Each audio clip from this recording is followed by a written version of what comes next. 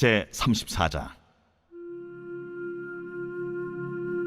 여호와께서 모세에게 말씀하여 이르시되, 너는 이스라엘 자손에게 명령하여 그들에게 이르라.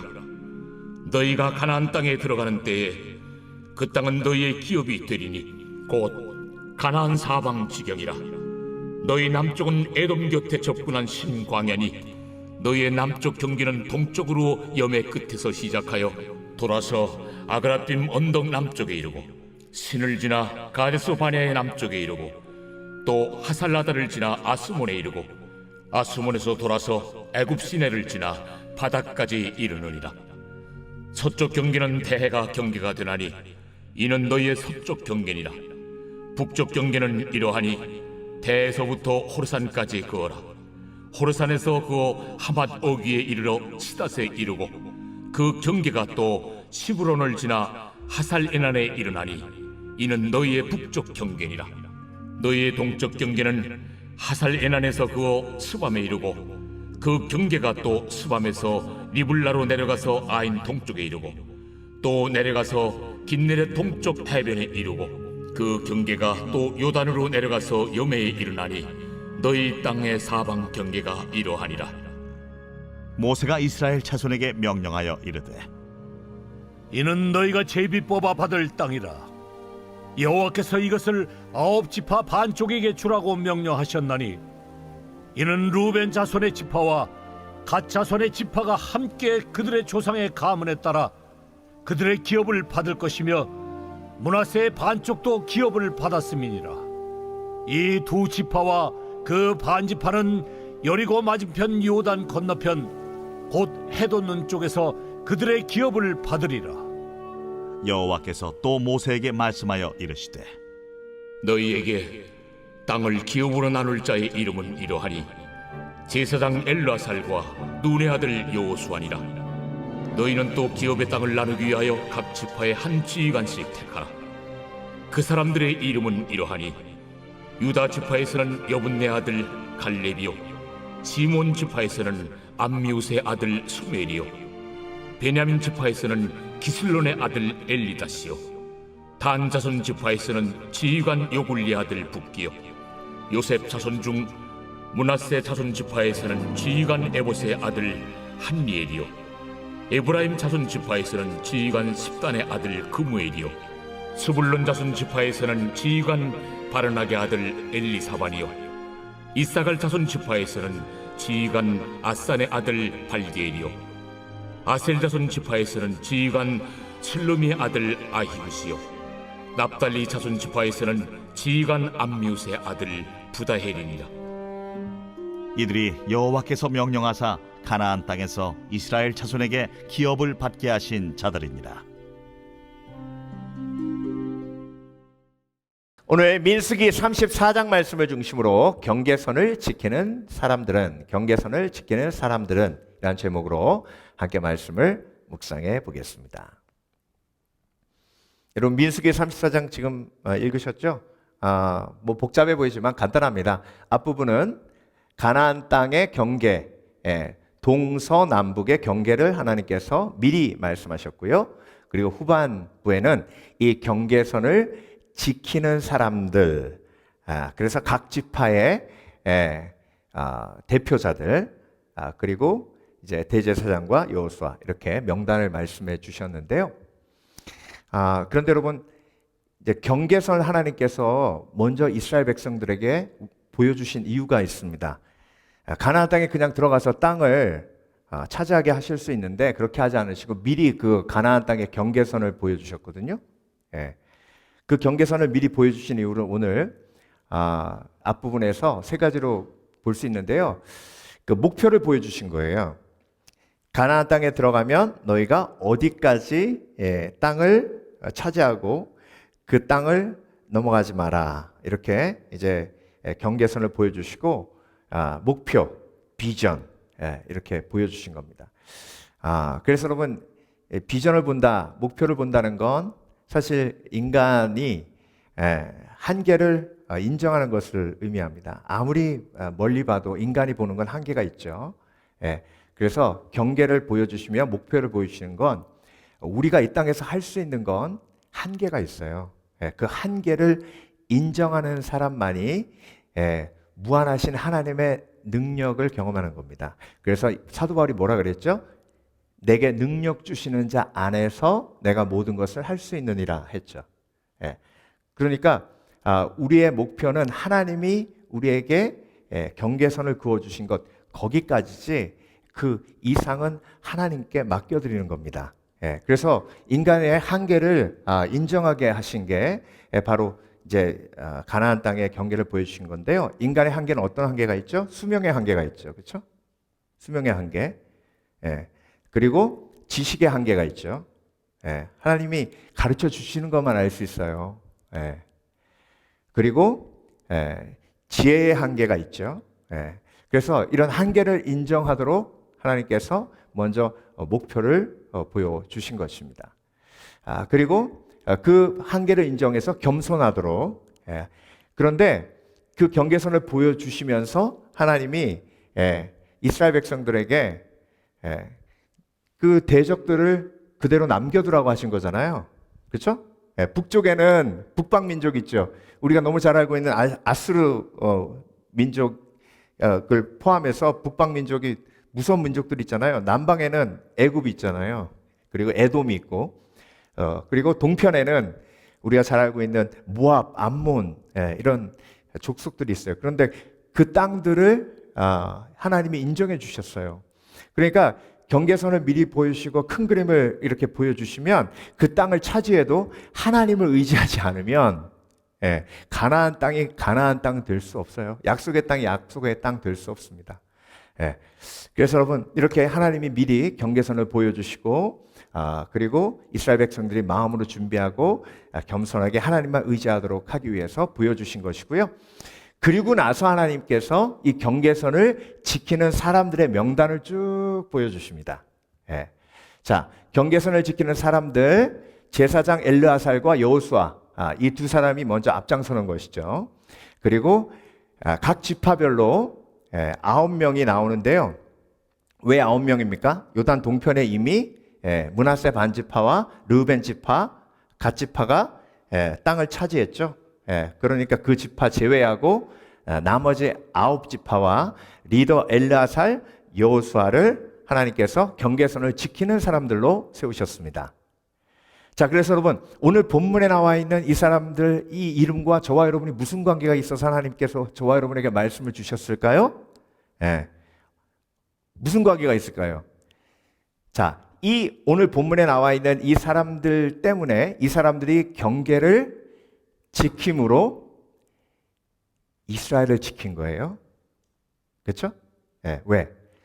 이 사람들이 하나님이 거어주신 경계를 지킴으로 가나안 전쟁에서 이스라엘들끼리 안 싸웠어요. 그렇죠? 땅 배분할 때 가장 큰 분쟁이 있습니다. 그렇죠? 가족에서도 부모님 재산 분할할 때 정말 평화롭기 너무 힘들어요. 그런데 200만이라는 이스라엘 백성들이 땅을 분배하는데 싸웠어요, 안 싸웠어요? 한 번도 안 싸웠어요. 그러니까 누가 잘한 거예요?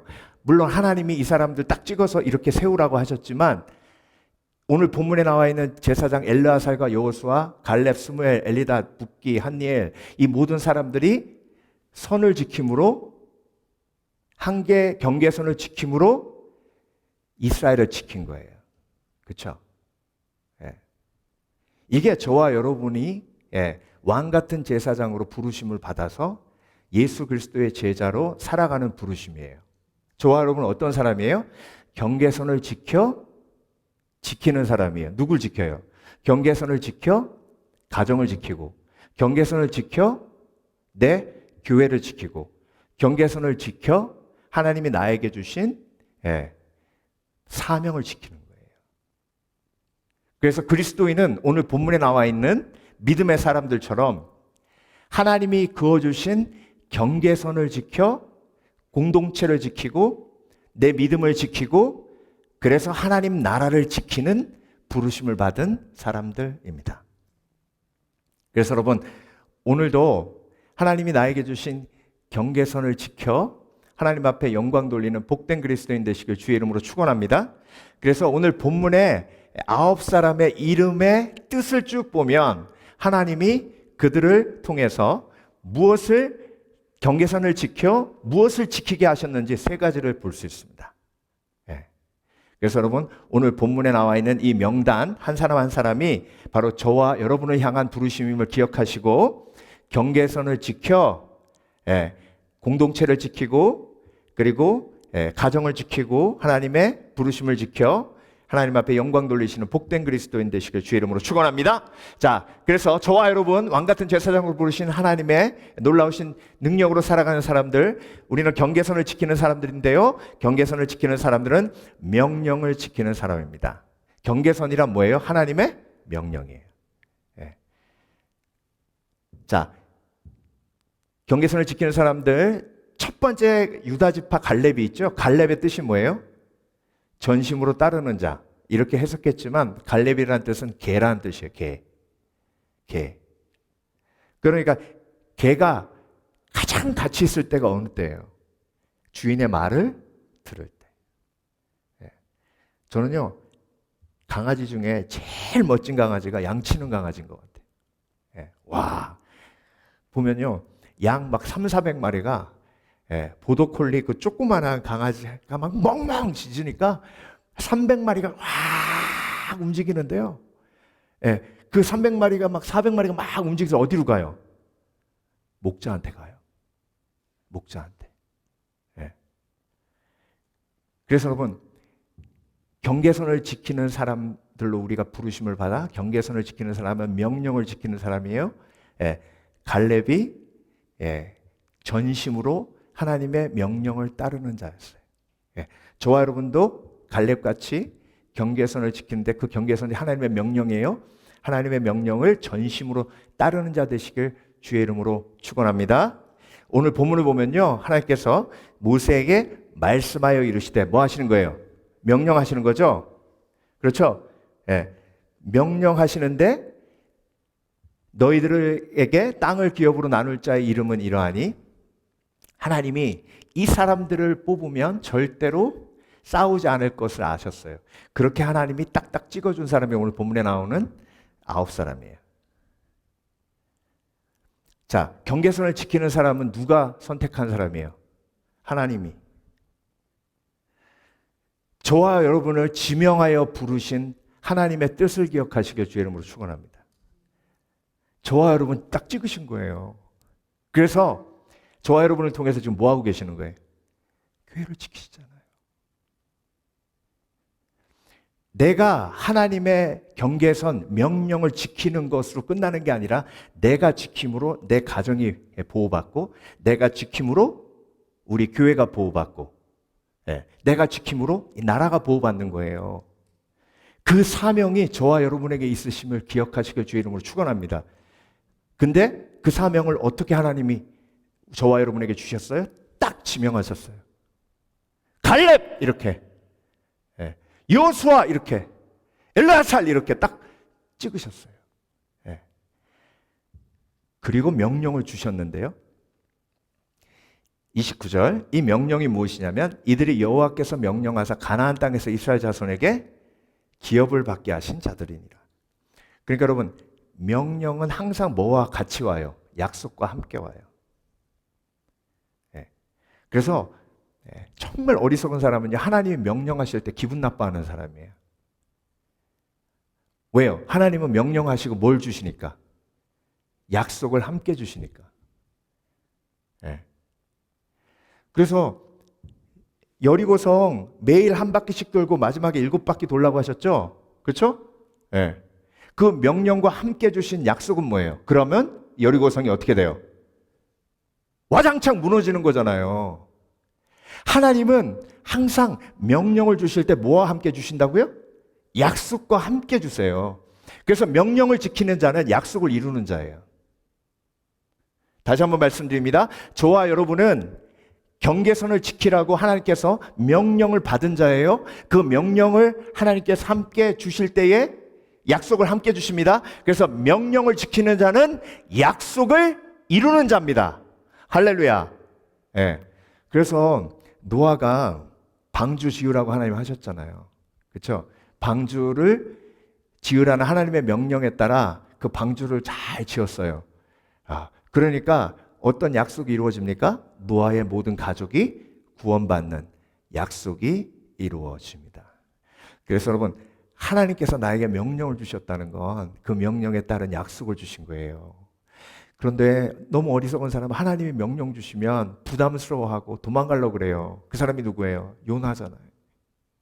요나. 예. 여러분, 하나님이 명령하시면요, 그 명령 속에는 놀라운 약속이 있어서 니느웨가 구원받기에 이스라엘이 더 부강되는 약속을 하나님이 주신 건데 그걸 깨닫지 못하고 도망가는 거예요. 예. 여러분, 그래서 하나님이 명령 주실 때, 그 명령 속에 담겨져 있는 약속을 바라보며 그 명령을 순종하는 것에 놀라운 하나님의 그 힘을 누리시는 복된 그리스도인 되시길 주 이름으로 축원합니다. 축원합니다. 자, 신명기 28장 1절 볼게요. 내가 내 하나님 여호와의 말씀을 삼가 듣고 내가 오늘 내게 명령하는 그와 그의 모든 명령을 지켜 행하면, 명령을 주시면서 뭘 주시는 거예요? 뭐와 함께 주신다? 약속을 함께 주시는데 내 하나님 여호와께서 너를 세계 모든 민족 위에 뛰어나게 하실 것이라. 아멘. 예. 이 원리를 내 삶 속에 그대로 적용하면 돼요. 예, 적용하면 됩니다. 하나님의 명령 속에는 약속이 있는데 그 약속 중에 하나가 그 명령을 지켜 행할 때 영화롭게 하신다. 예, 영화롭게 하시는. 하나님의 영광 속에 들어가게 하시는. 여러분, 인간이 제일 고통스러운 이유가 뭐예요? 내 속에 있는 열등감 때문이잖아요. 그 열등감이 하나님의 영광 속에 치유되는 거예요. 영광, 나의 영광이 아니라 하나님의 영광이 내 속에 임할 때 내 속에 있는 shame, 부끄러움, 열등감이 녹아집니다. 예, 그래서 하나님의 약속, 그 약속과 함께 온 하나님의 명령, 그 명령이 곧 나에게 뭐예요? 복이에요. 복. 그래서 여러분, 하나님이 나에게 명령하시면 행복해 하시길 주님으로 축원합니다.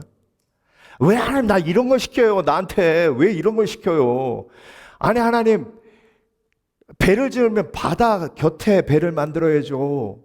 이렇게 내륙에 배를 만들려고 그러시면 사람들이 나보고 미쳤다 그러잖아요.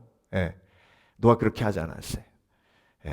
하나님이 저와 여러분에게 주시는 그 명령 속에 약속이 있기에 명령을 아멘으로 받는 사람은 약속의 주인공이 됩니다.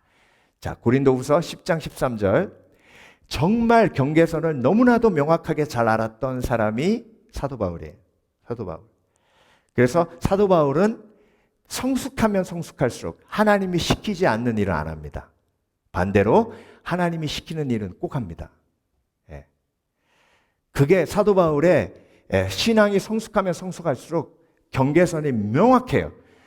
이 사도 바울의 고백을 보면 사도 바울이 얼마만큼 하나님 앞에 경계선을 잘 지켰던 믿음의 사람인지 알 수 있어요.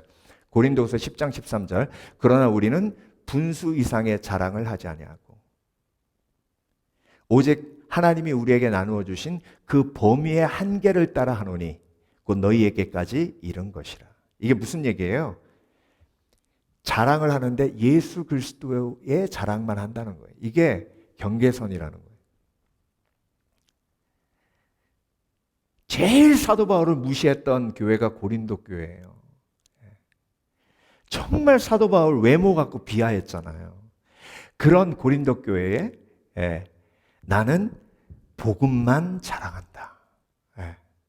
이렇게 선포하는 거예요. 나는 하나님의 말씀의 약속의 명령에 순종한다.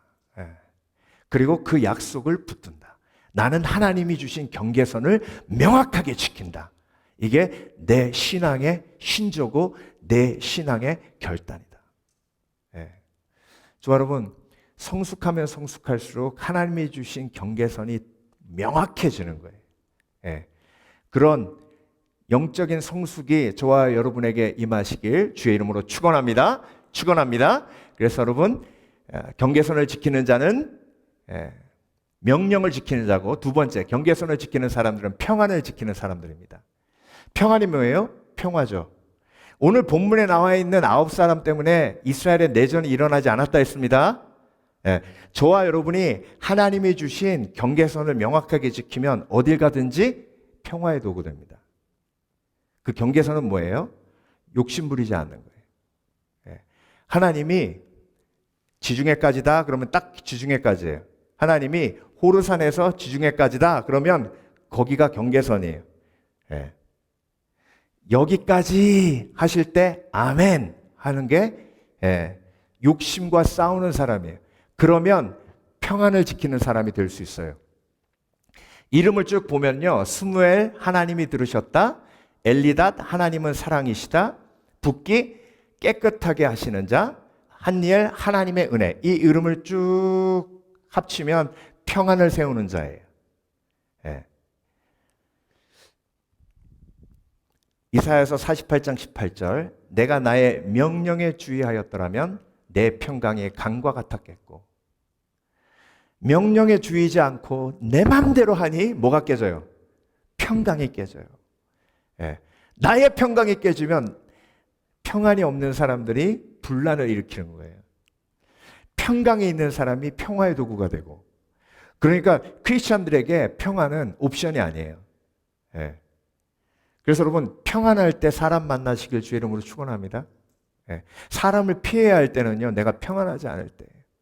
그러면 골방에 들어가서 하나님과 교제함으로 평안을 회복해야 돼요. 사람 만나서 불안한 마음을 평안으로 바꾸려고 해봤자 그 사람이 정말로 영적으로 성숙하지 않으면 그게 참 힘듭니다. 불가능해요. 주위에 혹시 그런 분이 있으면 정말 그분은 하나님이 나에게 주신 선물이에요. 내가 정말 불안하고 걱정, 근심이 쌓일 때 그분 만나면 참 평안이 회복돼. 이런 사람이 곁에 있다? 이건 정말로 하나님이 너무 엄청나게 주신 평안이에요. 그런데 또 그 사람 의지하다 보면 하나님이 그 관계를 또 이렇게 끊어놓으세요. 왜? 하나님은 하나님 의지하지 않는 걸 제일 싫어하세요. 그래서 여러분, 내 마음속에 평강이 항상 유지되게 하시길 주의 이름으로 축원합니다. 그래서 하나님이 나에게 하나님과 교제하며 기도하게 하시고 하나님의 사랑을 경험하게 하시고 그리고 기도 속에 정결하게 내 죄를 사하게 하시고 그래서 하나님의 은혜를 경험하게 하십니다. 이게 스무엘, 엘리닷, 붓기, 한니엘의 이름의 의미예요. 그러면 평안이 유지됩니다. 그래서 여러분, 죄와 평안은 절대로 함께 갈 수 없어요. 그래서 만일 너희가 너희 죄를 자백하면 저는 미쁘시고 울어서 우리를 모든 불의에서 깨끗게 하시는 이유가 죄를 깨끗게 하셔서 평안을 회복하시는 거예요. 마태복음 6장 34절, 그러므로 내일 일을 위하여 염려하지 말라. 내일 일은 내일이 염려할 것이요 한날의 괴로움은 그날로 족하니라. 그 다음에 뭐라고 하셨죠? 시편 68편 19절, 날마다 우리 짐을 지시는 주 곧 우리의 구원하신 하나님을 찬송할지로다. 이게 경계선을 아는 사람은, 경계선을 지키는 사람에게 하나님이 평안을 주시는 가장 중요한 이유 중에 하나가 뭐냐면요, 그 경계선 중에 가장 중요한 경계선이 내가 양임을 인정하는 경계선이에요.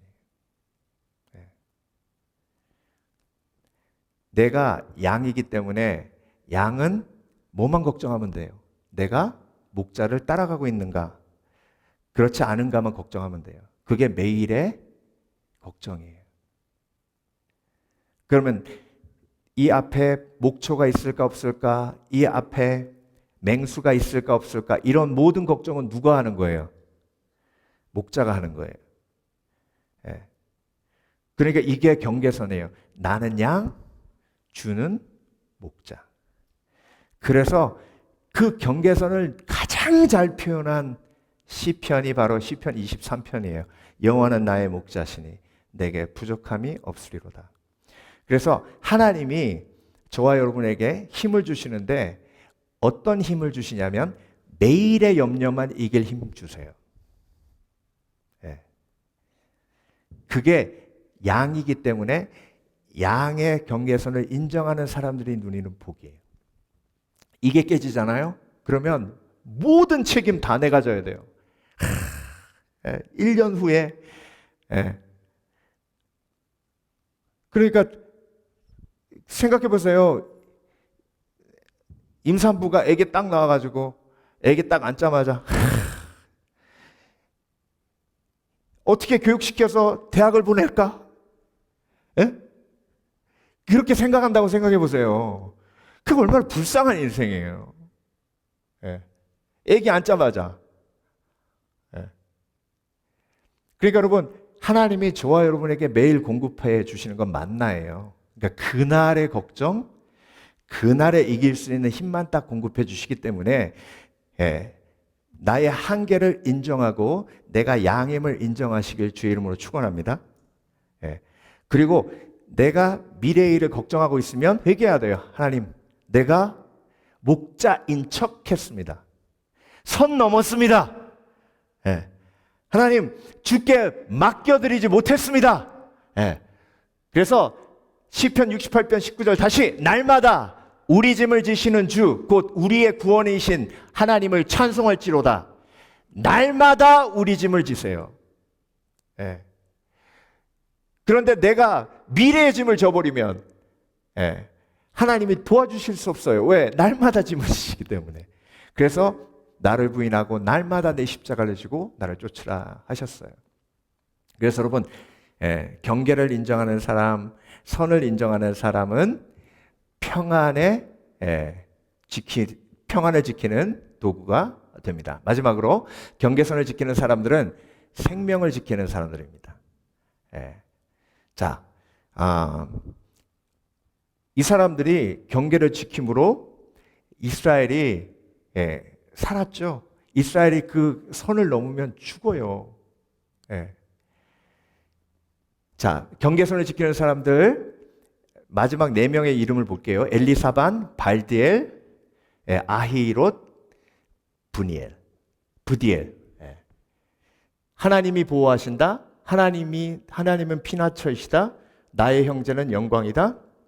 하나님이 구속하셨다. 나의 형제는 영광이라는 뜻은 내가 형제를 함께 보호함으로 하나님께서 영광 받으신다 이런 뜻입니다. 그러니까 다 보호와 관련된 거죠. 생명을 보호하시고 피난처로 인도하셔서 보호하시고 나의 형제를 보호하는 그런 역할을 통해서 하나님께서 영광 받으시고 하나님이 구속하셨다, 구원이시다 이런 뜻입니다. 자, 그래서 내 율례를 따르며 내 규례를 지켜 진실하게 행할진대 그는 의인이니 반드시 살리라. 살려면 선을 지키는 거죠. 여러분, 인간에게 죽음이 온 이유가 뭐예요? 죽음이 온 이유가 창세기에 동산 중앙에 생명나무 있었죠? 그렇죠?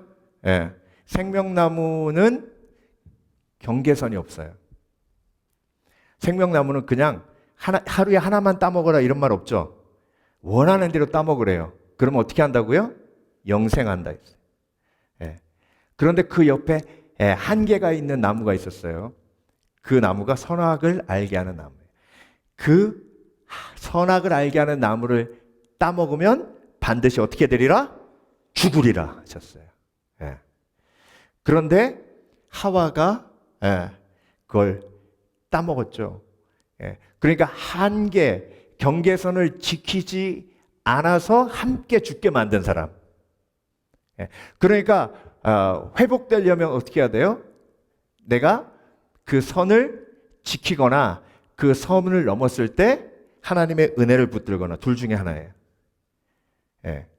근데 저와 여러분은 수시로 선을 넘죠. 그러니까 예수님이 이 땅에 오신 거예요. 아멘. 그래서 우리 선 넘을 때 어떻게 해야 돼요? 회개하고 예수님 십자가 은혜 붙들어야죠. 그러면 죽음이 왔다가 도망가요. 선을 지키지 못하고 내가 교만해서 그 선을 넘을 때 예수 그리스도의 십자가의 은혜를 붙드시는 복된 그리스도인 되시길 주의 이름으로 축원합니다. 그래야 살아요. 그래야 내가 선을 넘었기에 하나님의 은혜를 체험하는 겁니다. 그래서 근신하라 깨어라 너희 대적 마귀가 두루다니며 삼킬 자를 찾느니 근데 삼킬 자를 찾는데 우는 사자와 같이 두루다니죠. 우는 사자가 어떤 양을 공격하냐면요. 대열에서 벗어난 양. 선을 넘은 양. 예. 그걸 타겟으로 삼아요. 저와 여러분이 가장 안전하게 보호받는 건 하나님이 그어주신 선 안에 있는 거예요. 그 선이 뭐예요? 예. 하나님의 루틴이에요. 예배 드리는 거. 예. 여러분, 예배가 끊기면 우는 사자가 아주 밥으로 타겟 탔습니다. 예배가 온전하지 않으면 그 완전 타겟이에요. 사자가 경계하지도 않아요. 예. 여러분, 그 맹수가 기린 사냥할 때 어떻게 하는지 아세요? 기린이 다리가 길어가지고 맹수가 와가지고 아무리 뛰어도 목을 물어가지고 죽여야 되잖아요. 손이 없잖아요. 그 목을 물어야 되니까 이게 길이 높으니까 아무리 뛰어도 안 되는 거예요. 그럼 기린 사냥할 수 있어요, 없어요? 없죠. 그리고 기린이 뒷발질 한번 팍 차면요, 뒷발질 한 대 맞으면 그냥 직사한대요. 다리가 길어가지고. 그러니까 기린 사냥하는 게 너무 힘든 거예요. 근데 여러분, 기린 사냥하는 맹수가 어떻게 하냐면 그룹에서 이렇게 하나 이렇게 좀 나오면 가가지고 맹수가 쫓기 시작한답니다. 그럼 기린이 보고 놀라서 도망간대요. 그러니까 그룹하고 떨어진 거죠. 막 도망가는데 어디로 뭐냐면 시냇가로. 시냇가에 뭐가 많아요? 돌이 많죠? 돌 밟다가 그 긴 다리가 킥 해가지고 쓰러지면 어떻게 해요? 그때 목을 팍 무는 거예요. 죽여버리는 거예요. 그걸 제가 동물의 왕국에서 보는데 신기한 거예요. 진짜 신기해. 여러분 혹시 막 난 기린이야 아무리 나를 공격해도 여지없어요. 공동체에서 멀어지면 여지없습니다. 그래서 여러분 항상 믿음 생활은요 하나님이 교회를 통해 생각하게 하시는 거예요. 그래서 교회라는 그 공동체라는 바운드리가 그만큼 중요한 겁니다. 근데 그 바운드리 안에서 항상 벗어나 있던 사람이 누구예요? 가룟 유다. 가룟 유다는 12제자 중에 친한 사람도 없어요. 여러분 은행을 털어도요 친구랑 같이 털어요. 예수님 팔 때 유다가 친한 사람이 있었으면 그 친구랑 같이 했을 거예요. 그럼 그 친구 야 우리 이러면 안 되잖아. 유다야 정신 차려. 은 30이 네 인생을 뒤집게 해주고 막 행복하게 해주냐? 아니야. 그러면 그래? 이랬을 텐데 완전 외딴 섬이에요. 여러분 성경 복음서 쭉 보세요. 가룟 유다가 다른 제자들과 어울려서 같이 지냈다는 얘기가 없어요. 외딴 섬이에요. 항상 선 밖에 있었어요. 그러니까 가룟 유다 되는 거예요. 여러분 항상 예수님께서 구워주신 안전한 복음의 선, 공동체의 선, 믿음의 선 안에 있는 복된 그리스도인 되시길 주의 이름으로 축원합니다. 그래야 살아요. 내 영이 살아요. 내 영이 살고 밖에 나와 있는 영혼들 데려다가 안으로 데리고 와야 돼. 계속. 그게 살리는 영이에요. 살리는 사람이에요. 잠언 4장 13절. 훈계를 굳게 잡아 놓치지 말고 지키라. 이것이 내 생명이니라. 내 생명이니라. 그래서 여러분 믿음의 사람은요 경계선을 인정하고 경계선을 지키는 사람이에요. 경계선을 인정한다는 건 내 수명의 경계를 인정하고 한계가 있음을 인정하는 것이고 내 지식의 한계 그리고 내가 얼마나 미래를 알지 못하는 어리석은 사람임을 인정하고 그리고 그래서 그 한계점을 인정하게 하나님 앞에 내 영혼을 맡겨드리고 그리고 내 마음을 맡겨드리는 지혜로운 사람입니다. 자, 그런데 여러분 가나안의 서쪽은 바다예요. 바다. 그렇죠? 바다. 하나님이 왜 서쪽에 지중해 바다를 주셨을까요? 바다는요 딱 보면 무한해 보여요. 한계를 인정하는 사람이 그 한계 속에서 바다를 보며 영혼을 바라보며 영혼을 바라보며 영생을 바라보는 거예요. 그래서 우리는 할 수 없지만 하나님을 할 수 있기에 나의 한계를 인정하고 이 땅에서의 한계점을 인정한 겸손한 사람에게 주시는 하나님의 은혜가 요한계시록의 은혜예요. 영혼을 바라보는 은혜. 예. 그래서 내가 한계를 인정하면 인정할수록 나는 영혼을 소망하고 하늘나라를 가슴에 품게 됩니다. 예. 필립 켈러의 양과 목자라는 책이 있는데요. 이 필립 켈러 목사님은 직접 양치기를 한 15년 하신 분이에요. 그 양치기 하고 목사가 돼서 책을 쓰셨으니 얼마나 시편 23편이 그냥 피부에 와닿겠어요.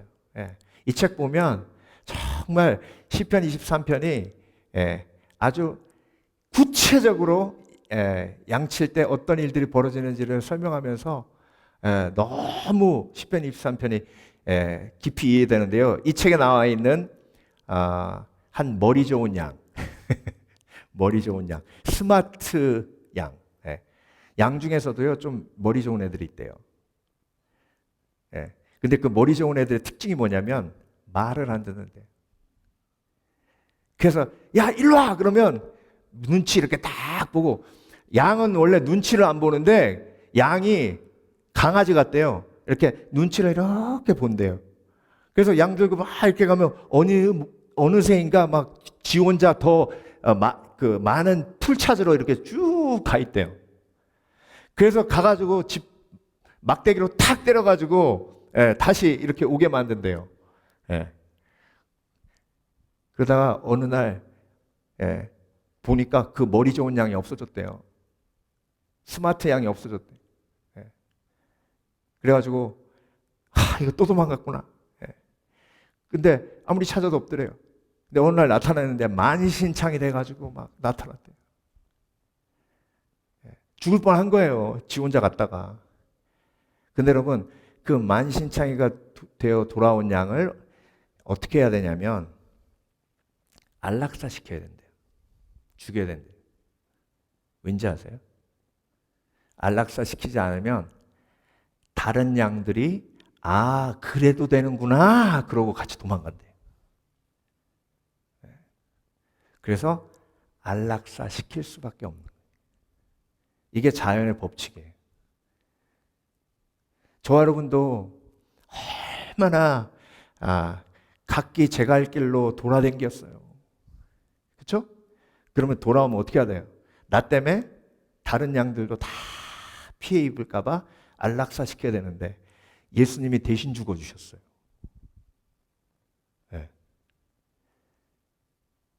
그런데도 지금도 막 고개 빼고 막 경계선 너머에 저 사람들 재밌게 사네 막 그러고.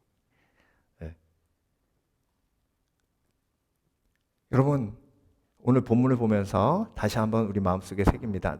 저와 여러분은 경계선을 지켜서 공동체를 지키고 가정을 지키고 나라를 지키는 사람입니다. 아멘. 그리고 내가 혹시 실수해서 경계선을 넘어가면 나의 안락사를 막기 위해 이미 십자가에 돌아가신 예수 그리스도의 은혜를 붙들고 다시 내 자리로 돌아와야 됩니다.